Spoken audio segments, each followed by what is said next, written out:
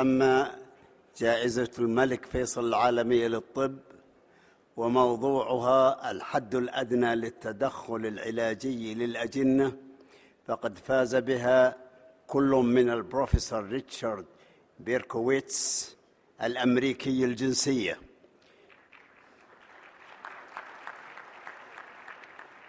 من مركز كولومبيا الطبي بنيويورك، والبروفيسور جيمس باسل الأمريكي الجنسية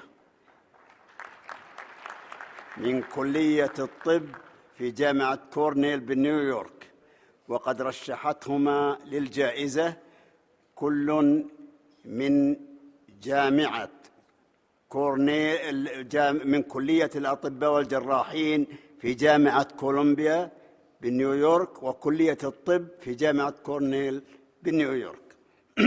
وقد عملا معا لأكثر من عقدين في دراسة التاريخ المرضي والمعايير التشخيصية المثلى ووسائل معالجة النساء اللاتي يحملن أجنة مصابة بنقص تعداد الصفائح الدموية بسبب عدم تجانس مكونات دم الأم ودم الجنين، مما يسبب النزف الدماغي للجنين في رحم أمه أو بعد ولادته، ويؤدي إلى وفاة الجنين أو الإعاقة الشديدة له في 10% من الحالات التي لا تتلقى العلاج. ولقد كان لخبرة البروفيسور باسل في تشخيص هذه الحالات وعلاجها عن طريق حقن الأم الحامل بأجسام مناعية عن طريق الوريد، ولخبرة البروفيسور بيركويتس في مجال أمراض النساء والولادة ما مكنهما من تطوير طرق البحث وتحليل المعلومات والوصول إلى نتائج مهمة تم نشرها في مجلات علمية عالمية، وأصبح علاج هذا المرض مبنياً على نتائج بحوثهما. ويسرني أن أدعو البروفيسور بيركويتس لاستلام الجائزة ثم إلقاء كلمته. Professor Berkowitz, would you please come to receive the prize and give your speech?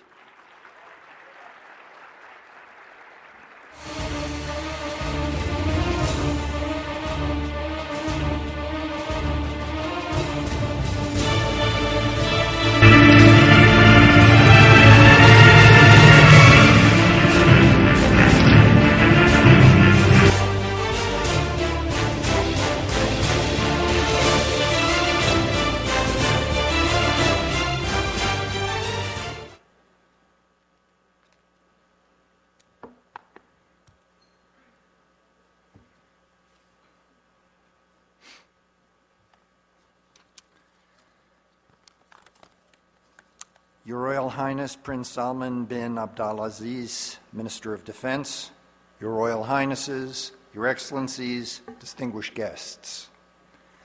I'm both honored and humbled to share this year's King Faisal International Prize in Medicine with Dr. Jim Bussell, my friend and colleague for almost 30 years.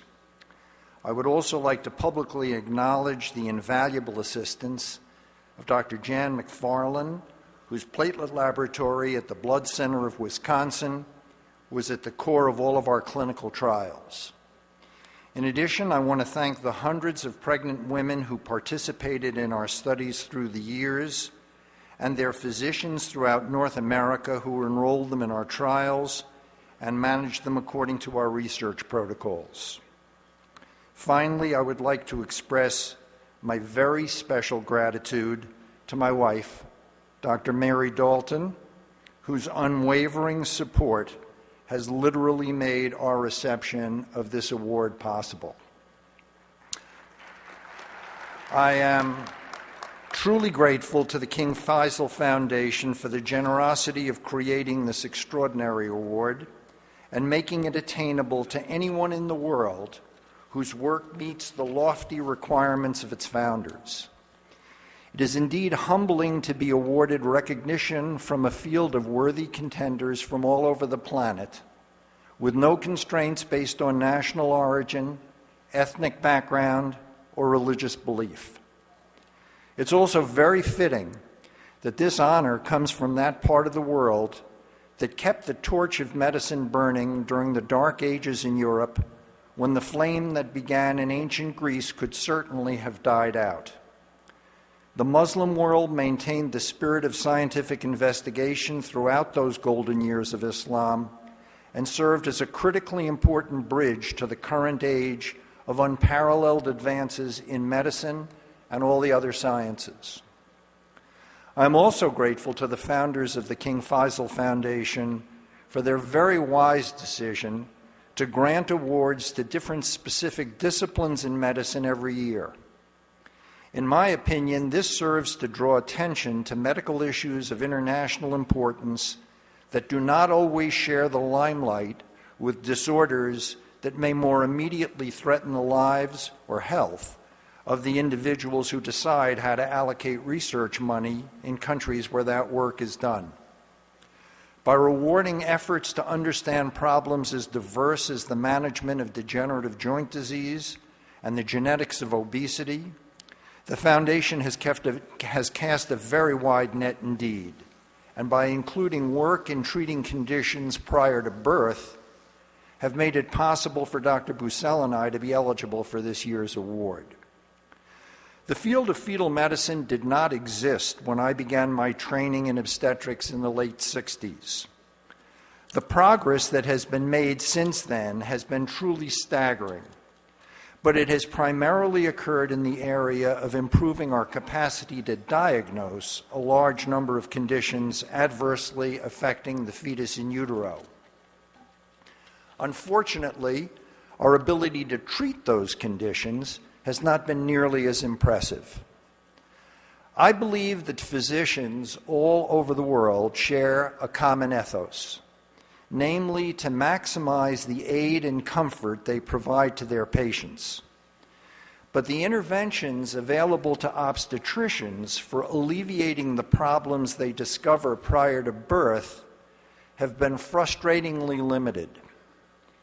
These modalities include early delivery for conditions that make continuation of the pregnancy more dangerous for the fetus than placing it in a newborn special care unit, and a small number of invasive therapeutic procedures. The work for which Dr. Bussell and I are being honored today represents the first successful, minimally invasive therapy of a potentially devastating disease in utero. It is exceptionally rewarding to know that our work has led to the cure of a condition that has the potential to kill a fetus prior to its birth or result in lifelong irreversible brain damage to a surviving child. It is my hope that work in the field of fetal medicine over the coming decades will produce many more examples of this form of therapy, and that the advances in our diagnostic capabilities over the last 40 years will be matched by our ability to adequately treat a growing number of conditions we can detect prior to delivery. We are all human beings, and the diseases that afflict us, as well as the scientific principles that govern the universe in which we live, are universal, not local or national. This is a major reason why the mission of the King Faisal Foundation is so very important. By removing any barriers to being recognized for one's achievement in medicine and science, the message is very clear. We are one global family, and the progress made by any of us should accrue to the advantage of all of us. It is my fervent wish that someday every child treated for alloimmune thrombocytopenia, as well as all of the millions of other healthy children born anywhere on earth, will grow up in a world that accepts the basic philosophy inherent in the King Faisal Foundation Awards. A world in which we work and live together like the global family we truly are. A world in which a young person who who grows up anywhere on earth will understand that the very finest way to spend his or her life is to strive to achieve the sort of accomplishments that is recognized by the award that my co-recipients and I are so very honored to receive today. Thank you.